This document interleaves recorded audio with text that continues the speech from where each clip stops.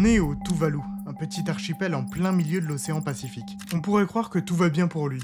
Pas de guerre, pas de conflit. Et pourtant, vous avez sous les yeux la principale menace à la sécurité de cet état insulaire, l'océan. En 2021, un de ses ministres s'est fait connaître pour ça. Un discours les pieds dans l'eau pour alerter sur la disparition de son pays à cause de la montée des eaux. Et pour nous, en relations internationales, c'est l'occasion de se poser une question fondamentale.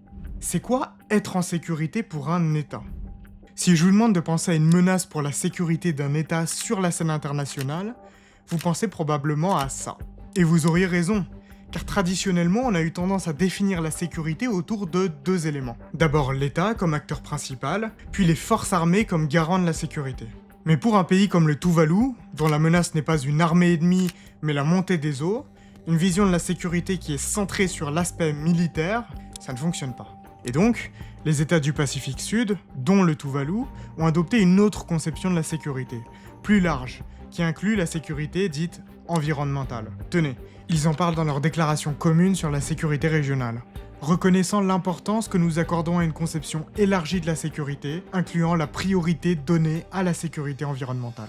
Mais ce n'est pas qu'une histoire de concept, car ça a des conséquences bien concrètes, puisque les moyens de ces États vont être orientés pour faire face à la menace climatique. Mais évidemment, ils sont loin d'être de grands pollueurs.